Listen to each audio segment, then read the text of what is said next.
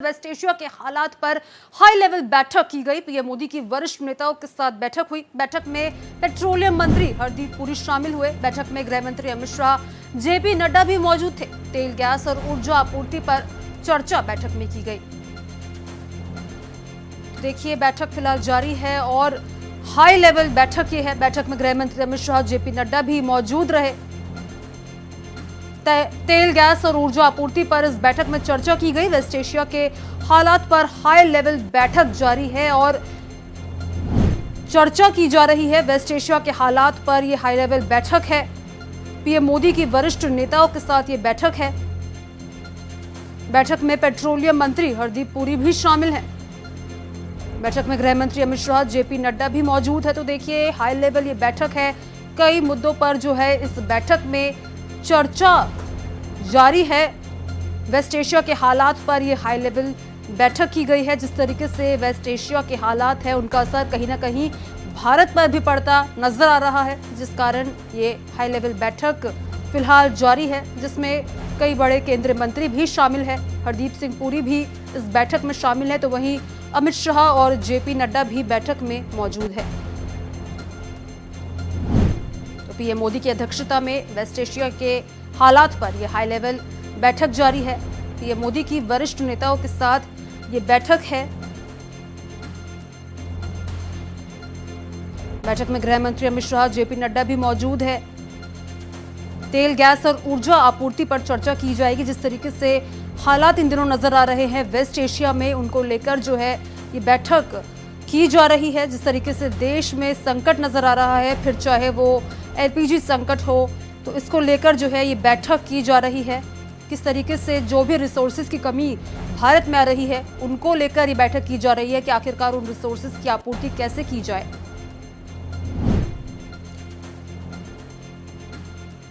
Waste Asia के हालात पर हाई लेवल बैठक जारी है, जहां पीएम मोदी की वरिष्ठ नेताओं के साथ ये बैठक की जा रही है। जिस तरीके के हालात वेस्ट एशिया में है, उसका असर कहीं ना कहीं भारत पर पड़ता दिन पर दिन नजर आ रहा है, जिस कारण ये बैठक की जा रही है। तेल, गैस और ऊर्जा आपूर्ति पर चर्चा की जाएगी, क्योंकि कहीं ना कहीं आने वाले दिनों में हो सकता है कि इन चीज़ों की कमी देश में हो। तो वहीं एलपीजी संकट जो है देश में देखने को मिल ही रहा है। जिस तरीके से लोगों को एलपीजी की कमी महसूस हो रही है, सिलेंडर के लिए लंबी लंबी कतारें देश भर में नजर आ रही हैं, वहाँ की तस्वीरें सामने आ रही है। तो उसको लेकर जो है ये बैठक की जा रही है कि किस तरीके से जिन भी रिसोर्सेज की कमी इस वेस्ट एशिया के हालात पर है, कैसे वो पूरी की जाए। देखिए, फिलहाल हमारे साथ हमारे सहयोगी राजीव तिवारी मौजूद हैं। उनके साथ जुड़ेंगे और उनसे इस बैठक के बारे में पूरी जानकारी लेंगे कि आखिरकार क्या कुछ इस बैठक में है। तो राजीव, क्या कुछ जानकारी है, किन किन मुद्दों पर इस बैठक में चर्चा की जा रही है?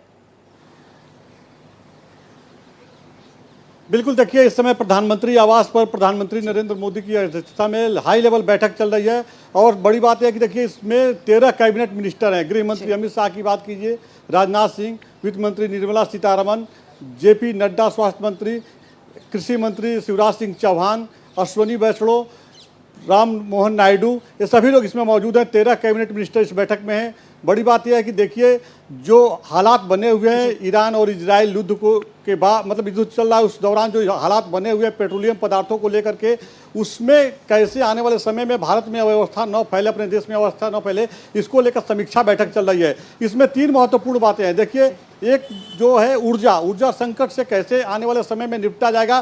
क्या जो ऊर्जा भंडार हमारे पास है, चाहे वो एलपीजी की बात की जाए, पेट्रोलियम पदार्थ की बात की जाए, इससे हम लोग आगे कब तक चल सकते हैं, या आगे कोई चुनौती आती है, कोई संकट आती है, तो उसको हम कैसे लेकर के चलेंगे, कैसे निपटेंगे उससे, इसको लेकर रोड मैप बनाया जाएगा, उसकी समीक्षा चल रही है। दूसरी बात यह हो रही है कि जो खास करके जो खाड़ी देशों में जो भारतीय नागरिक हैं, जो युद्ध चल रहा है, जो खाड़ी देशों में जो नागरिक है भारतीय, उनको कैसे लाया जाए, उनकी सुरक्षा को लेकर के इस बैठक में चर्चा चल रही है। तीसरी महत्वपूर्ण बात है कि पाकिस्तान में जो इंटरनल स्थिति बनी हुई है, पाकिस्तान में भी जगह जगह अव्यवस्थाएं हो रही हैं, तमाम घटनाक्रम जो जानने को मिल रहा है, उसके बाद सरकार पूरी तरह से एक्शन में है, भारत सरकार पूरी तरह से एक्शन में है। तो ये 3 महत्वपूर्ण बातों पर चर्चा चल रही है। लेकिन इन सबों के बीच अगर देखा जाए तो सबसे महत्वपूर्ण बात यह है कि देखिए, सब कुछ के बाद भी ईरान से जो पेट्रोलियम पदार्थ आए हैं, जो भारत के तिरंगा झंडा के साथ जो देखा गया है, उसके बाद कहीं ना कहीं यह एक डिप्लोमेटिक जीत के तौर पे देखा जा रहा है। कल की बात की जाए तो देखिए, कल ईद मनाया जा रहा था और विदेश मंत्री भी इस बैठक में है, तो विदेश मंत्री ने जो है ईरान के विदेश मंत्री से बातचीत भी की, ईद की मुबारकबाद भी दी। तो कहीं ना कहीं भारत देखा जाए तो हर पहलू से चारों तरफ से जो है बातें कर रहा है और कहीं ना कहीं सकारात्मक जो है नतीजे सामने आ रहे हैं। बात किया जाए एलपीजी की, तो एलपीजी की जो संकट है या सामने जो बातें आ रही हैं, उससे निपटने के लिए नाइजीरिया से एलपीजी गैस को लेकर के सरकार की बात चल रही है।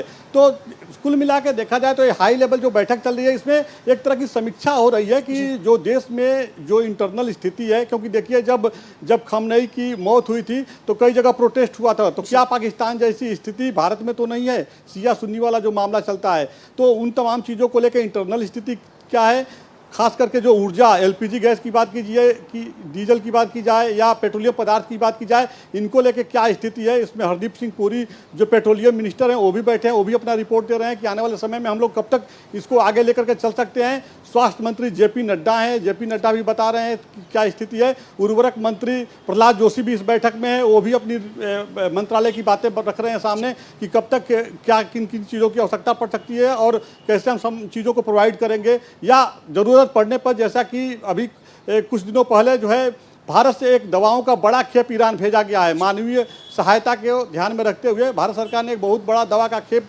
ईरान भेजा है। तो क्या ज़रूरत पड़ने पर हम दूसरे देशों की मदद कर सकते हैं, अपने देशों में क्या स्थिति है, इन तमाम बिंदुओं पर चर्चा चल रही है। जी राजीव, इसके अलावा ये भी जानकारी सामने आ रही थी कि क्योंकि जिस तरीके से जो फ्लाइट के किरायों पर रोक सरकार की तरफ से लगाई गई थी, उन्हें भी अब जो है खोल दिया गया है और ऐसी कोई रोक नहीं है, तो क्या महंगाई बढ़ने वाली है, इसको लेकर बैठक में कोई चर्चा?